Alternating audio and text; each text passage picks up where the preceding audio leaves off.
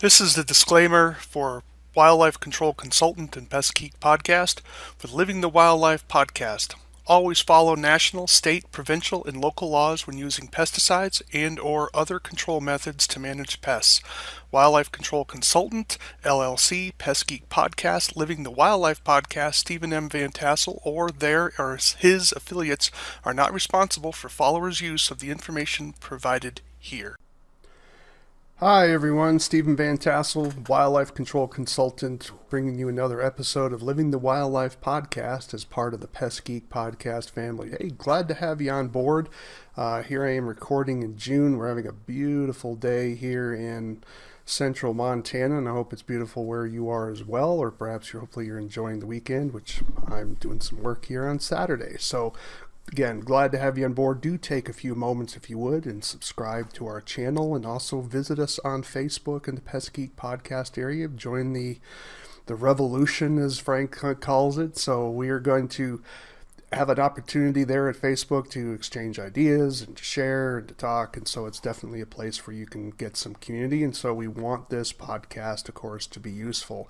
And do welcome your comments and ideas for future podcasts. You can reach me at wildlifecontrolconsultant@gmail.com. That's wildlifecontrolconsultant@gmail.com.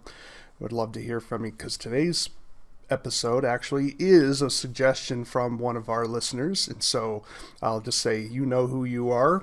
And so they wanted me to talk today about firearms and firearm laws. Well, let me be straight up with you. I am not an attorney, nor do I play an attorney on TV, okay, or on this podcast, but I was able to do a little bit of research on it to kind of give you some things to at least help you identify and how to find the laws in your particular area. Because again, with 50 states, and of course those of you listening in other countries, your laws are of course going to be different from the United States. The United States is typically known as sort of a gun culture, but even then, even with a quote-unquote gun culture, there's still a myriad of firearm laws within the country, particularly in terms of discharge, which is probably the biggest question for those of us in this industry. It's one thing, you have rules governing the possession of a firearm, and then you have issues regarding the discharge of a firearm. So it's complicated. So we want to try to use this as a way to introduce you into the complexity of firearm laws and regulations within the United States. So I have to talk rather broadly, and this will give you a start. So ultimately you're going to want to talk to perhaps an attorney or do your own research if you're looking to do some shooting. I can't emphasize this enough. Make sure all of your I's are dotted and all your T's are crossed when you're working with firearms within particularly city limits or places that are incorporated. I can't emphasize that enough. And then we'll talk about some social, cultural issues involved with firearms as well. All right, so enough of our introduction. Why don't we kind of get to it? So let's take a look here. We're going to start from the top and kind of work our way down from in this. So we're going to look at what are laws in terms of states. How would you find the laws in your states? And so navigating state laws can be confusing and complicated. It's written in rather technical language. However, I found this particular website, and it has analyzing air gun laws by state, all 50 states air gun laws.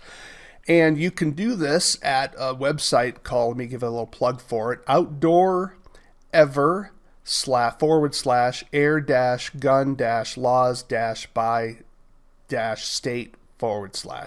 So outdoorever.com has this particular page. I would just do a search analyzing gun laws by air gun laws by state, and it basically has links and some brief information and sometimes some links to the actual codes within your particular state. Now you say, why am I dealing with air rifles when I really mentioned firearms in the beginning? Well, that's a great thing to be thinking about, because how does your state define a firearm? Means a lot. So some places will define a firearm as anything that projects, that discharges an object under force. Yeah, you heard that right. So in other words, even if you have something that's, a little toy gun that shoots a little, what do I want to call it? A sponge, that can be considered a firearm. Because you're using air power to project it. Now, do I think a kid's going to be prosecuted? No, I don't. But you get the idea. It's written so broadly that it wants to cover every potentiality of anything that's discharged. So that means it doesn't have to have just gunpowder. It can be anything that has air, pressurized water, pressurized liquid, or whatever. Any of those things, anything that can project something out will be considered a firearm. So you have to find out if air rifles are considered a firearm or are they considered separately. Just because you read the word firearm, excuse me, I don't want you to think, oh, firearm, well, this is an air rifle, it doesn't count.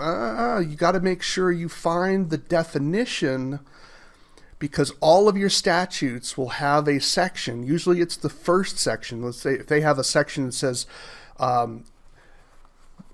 statute 15, and then we'll have 15.1. 15.1 would be the definition section, or 15.2, depending what you're looking at. So you got to find out, and it says, it'll tell you what a firearm, for the purposes of this statute, firearm means. And it will tell you what a firearm means. You got to look that up. And it sometimes can be complicated because things may not, information in one statute doesn't always may correlate to information in another statute.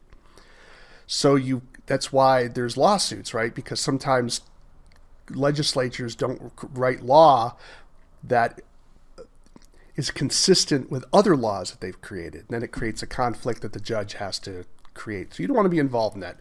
Do your research, but this is particularly one site that can help you get started. Would I rely on this, put my life on this website? The answer is no, I would not, but I would use it as a start of your research, because sometimes you'll have a link to a particular statute in your site. So make sure, let me bottom line this for you again, make sure you understand how your state defines a firearm. But there's more to it than that. You also have to find out how the local municipality defines a firearm. So your state may not have any laws governing, your state may not have any specific restrictions on the use of air rifles. However, your city or town may have restrictions on air rifles. So you can't just stop at the state level. Remember, in the United States, I can't speak for other countries here, we have federal laws, state laws, local laws, and then you have rules given to you by the owner of the property. You've got to check all of that.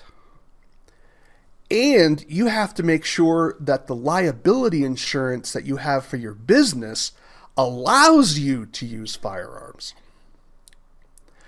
So if you're not making a phone call to your insurance agent, wow,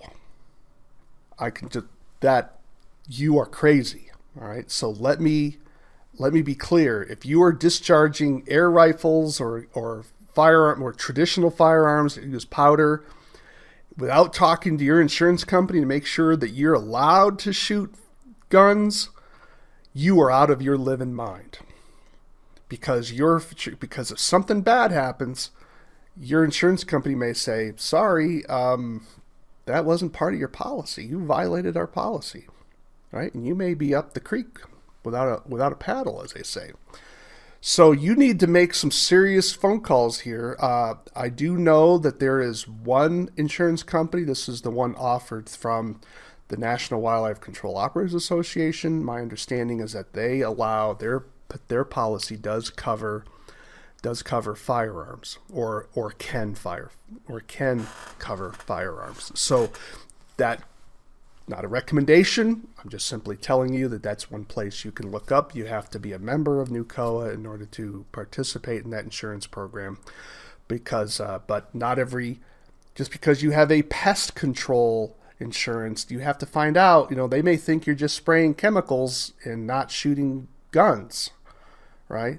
So don't just think to yourself, oh, it's just an air rifle. That may be covered, that may be treated as a firearm legally by your municipality, by your state. You've got to do some research in this area. All right. So sorry to break it to you, but that's something that you have to consider. All right. There's more. So let's go to the next web page that I have. Here we have the NRA. This is the NRAILA.org, NRAILA.org. And basically, this is a page that talks about the laws governing the transportation of firearms across state lines. This is going to be particularly important for those of you that live on state borders and your service area crosses state lines. Now here, so you may think, well, maybe I'm just going to throw a state out like Kentucky, and you may think, and Kentucky says, and I don't know this for a fact, I'm just trying to create a mythical illustration. What do we call it? Not even use the state names. Let me just say, I'm at state X, and state X says I can carry air rifles and shoot air rifles. They're not considered firearms. Okay? That's state X. But I travel across the border because I'm near a border state, and I cross the border and discharge my air rifle in state Y, and lo and behold, I'm in trouble because state Y treats air rifles as a firearm. So you got to make sure you figure out you got to make sure you know what those laws are, because transportation across state lines changes the rules, because once you're in a different jurisdiction, the rules are different. You can't just simply say, well, my home state allows me to do this. No, it doesn't matter. You're in someone else's house now. You've got to follow their particular rules.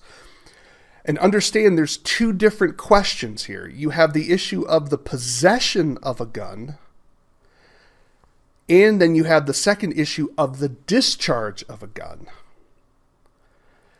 So you may be in trouble at times by simply carrying the gun in the state. And even if you're not, the question may be if you're carrying the air rifle across state lines with it loaded. That may be a violation. So you can see how complex this is. The possession, the use, the ownership of it, the possession of it, the transportation of it, how it's transported, the discharge of it, any of those things you can run afoul of various laws or regulations. It's a mess. And so those people that are calling for some sort of standardization of moving guns across state lines, they have a point, because it's very difficult to try to keep transitioning across all of this. Okay. So make sure you find out not only what the rules are in your own state and what the rules are in your own service area and all the individual towns in your service area. You also have to consider if you're near a border state and you do services in other states, you've got to find out what the rules are there in their state and all the individual municipalities that are there as well. Yeah. So you have some work cut out. So let me just pause here for a moment. Are you charging enough? Now, I know what wildlife control operators do. They're like, screw that. I'm just going to plink this little bird. I'm inside of a building. No one will know. You might be right. Maybe you'll get away with it. But if something goes wrong, do you think your client is going to protect you? Is your insurance company on board?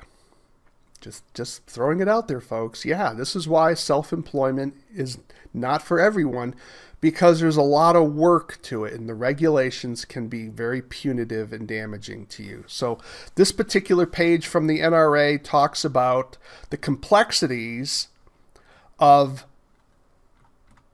carrying a firearm across state lines. It talks about the federal law, talks about carrying a gun on your person, how you're transporting it in your vehicle, and if you're using commercial aircraft. That would probably be less of an issue for most of us, but some wildlife control operators do travel by air. They're specialists in this regard, and you've got to follow some firearm rules going on airplanes and stuff like this. It even talks about if you're doing work on national and state parks. So I know that's not a very common place. That would probably be handled typically by wildlife services.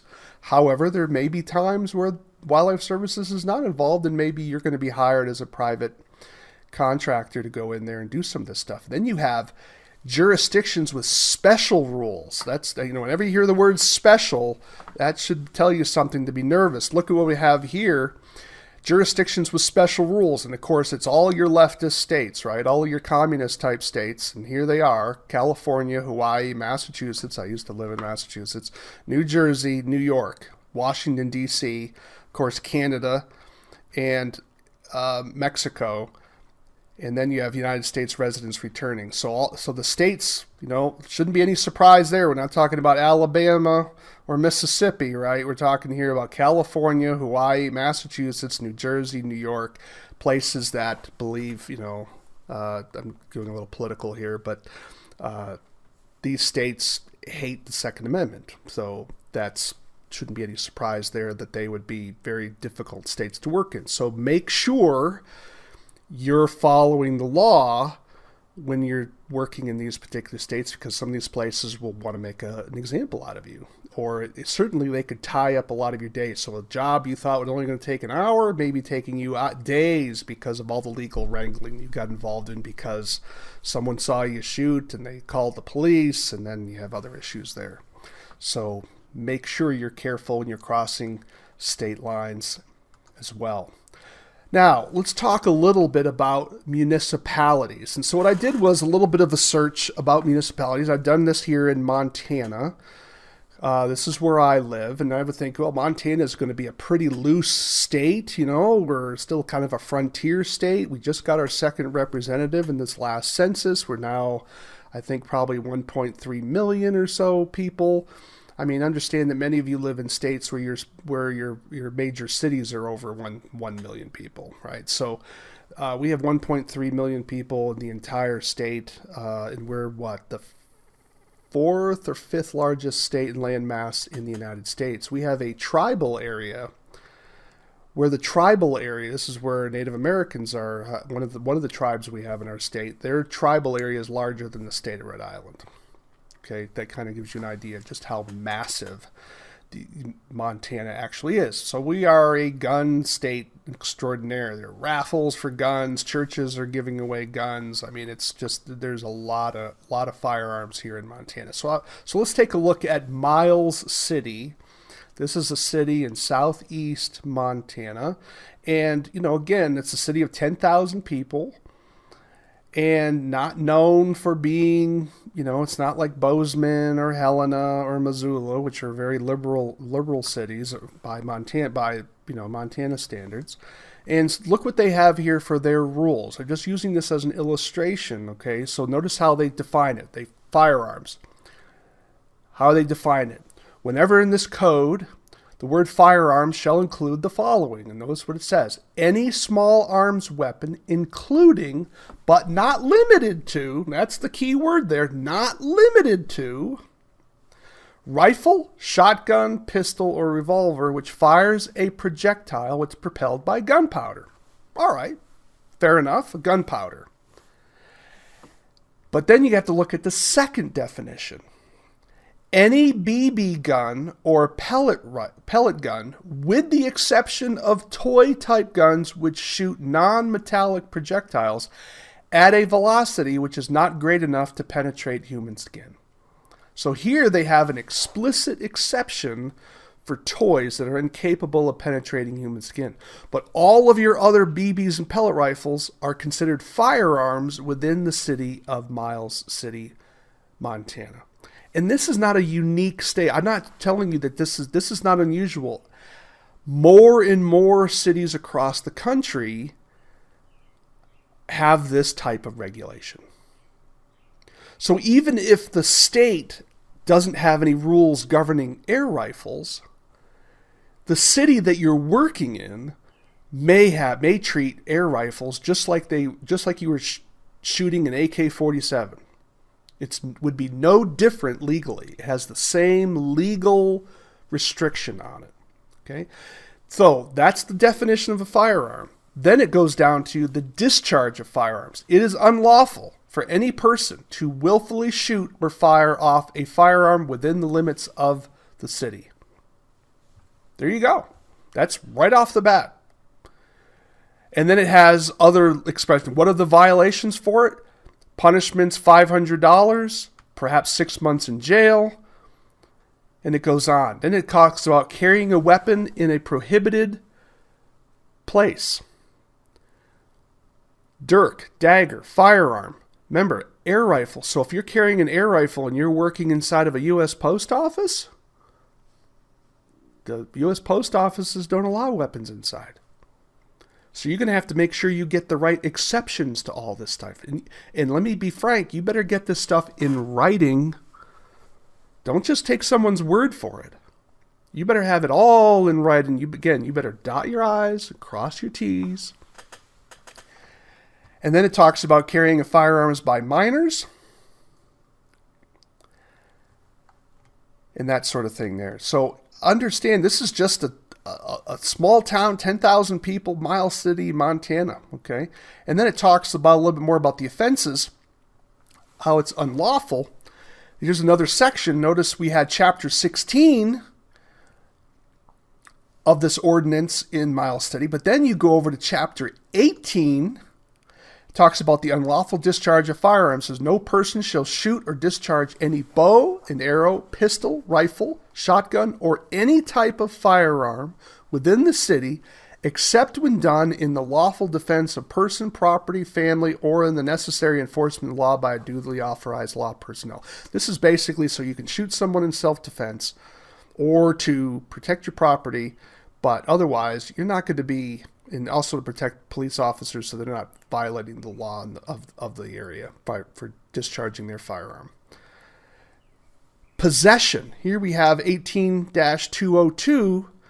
Possession says prohibit no person in the city shall have within his or her possession, except within his or her own domicile, or carry or use any air gun, BB gun, gas-operated gun, spring gun, or any instrument, toy, weapon commonly known as a pea shooter, slingshot, beanie, or any instrument made for the purpose of the throwing or projectiling missiles of any kinds by any means whatsoever, except those described in section 18-201.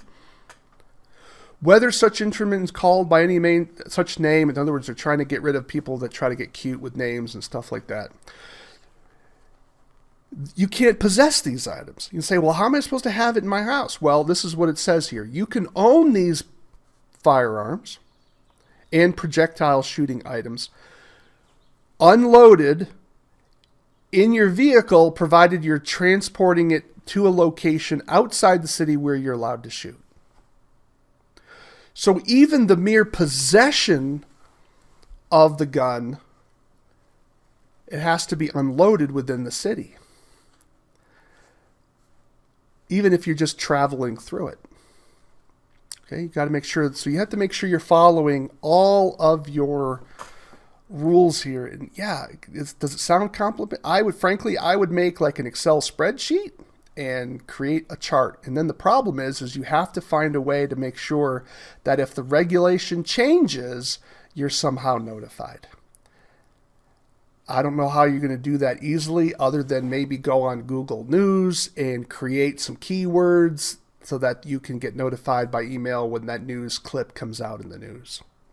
Or you just annually call the office and ask if there's any change, or you go online. A lot of these statutes, it's statutes at the state level, it'd be ordinances at the local level.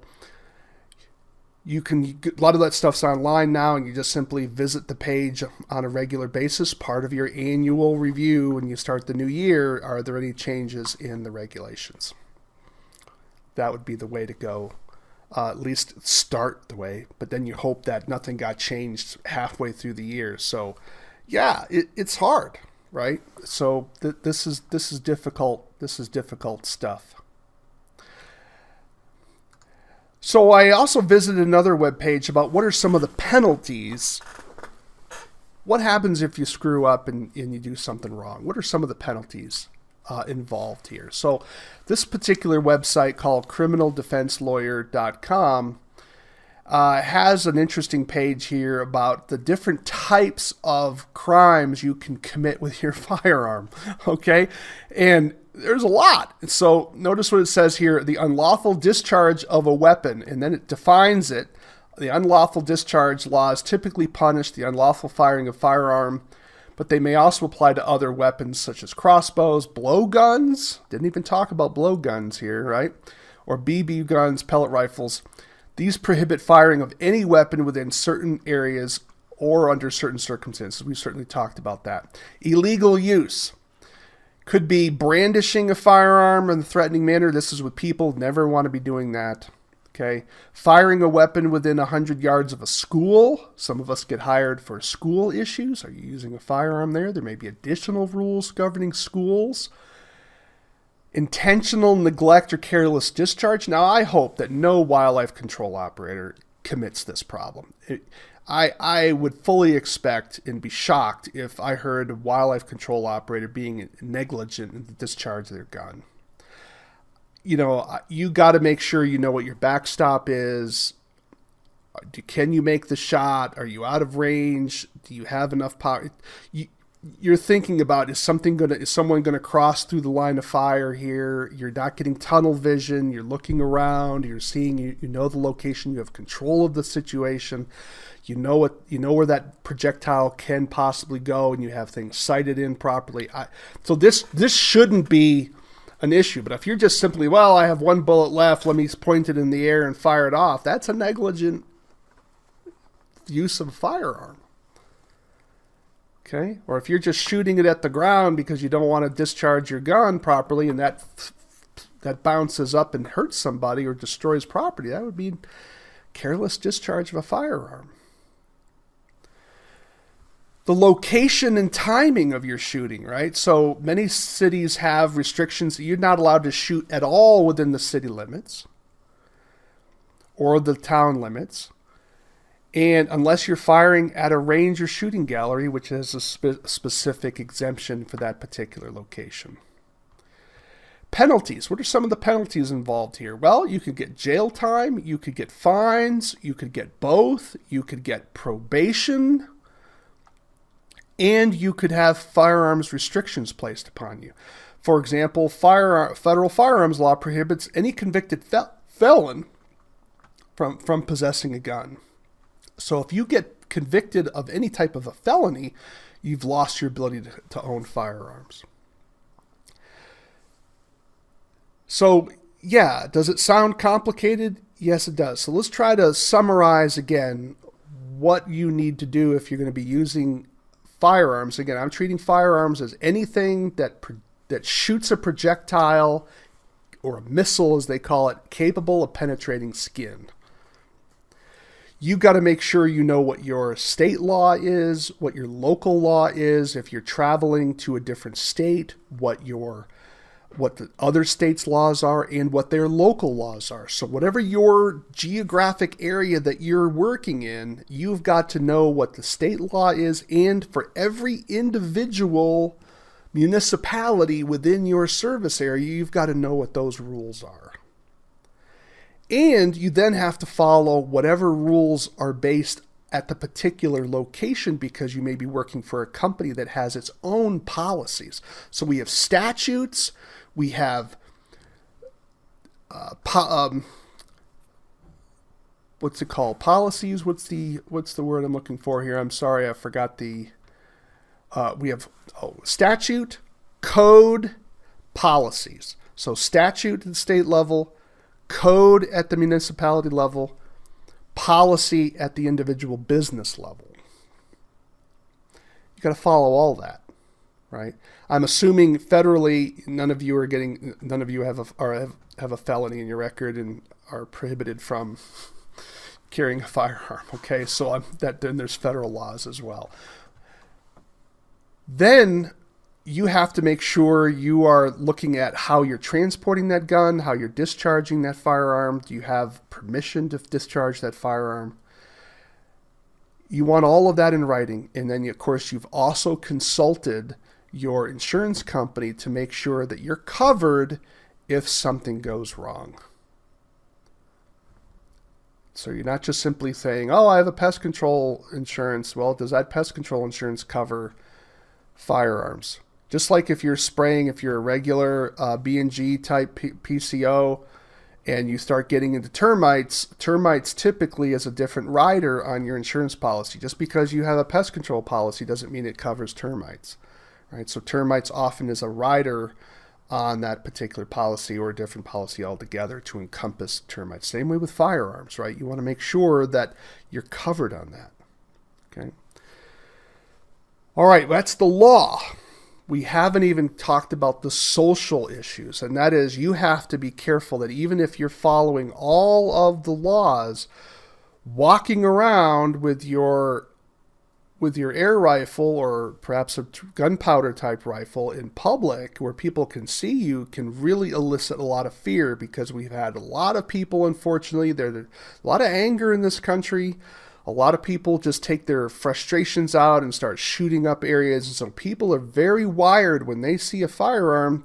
They're thinking there's going to be a mass shooting involved. You don't want to have police coming to your location thinking that they have a wandering shooter going around, because they're going to come packing and there could be an incident that's completely accidental. I'm going to encourage you to make sure you're discreet, that you're not just sort of walking around in sort of black attire, looking like you're a SWAT person or trying to do some sort of assassination. You want to be sure that the police are adequately notified, so that they're, particularly if you're working outdoors, I'm not so sure that has to take place indoors unless you don't have control over the people in there. If you don't have control over the people in there, then you probably want to notify the police, because someone may call the police. You want to notify the police in advance, and you want to notify the police when you arrive at the scene. You want to get names. You want to make sure that you have it, because police don't always communicate from one shift to another. So you need to make sure that whatever shift you're working under, that those people know what's happening. And so they're not coming in looking like they're ready to do some sort of Rambo type operation here. Okay, you don't want to be on that. It could be very, very dangerous when you have that kind of stress going on. You don't want any accidents with people getting shot. Be discreet. Think about your timing. Make sure you're following all the rules. Do your research. And I know it's expensive and I know it's hard, but this is what being in business is all about. This is one of the reasons why not everyone gets into business, because the paperwork can be a nightmare. You need to be sure you're compensated for that. So when you're doing these shooting jobs, it may be cool, it may be fun, but you need to make sure you're being compensated, because you've had to do a lot of research work behind it to make sure it's legal for you to do it.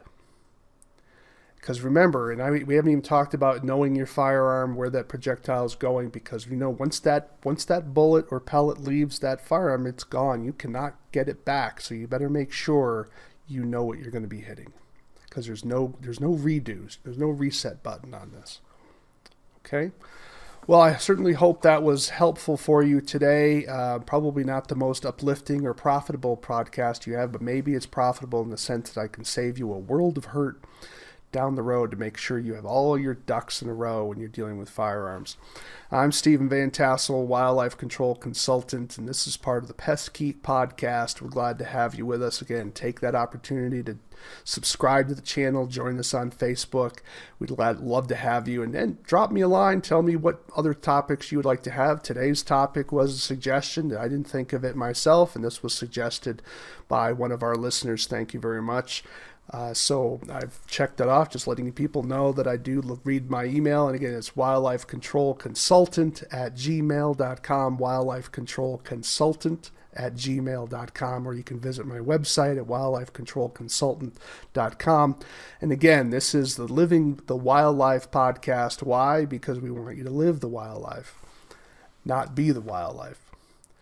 Take care, everybody.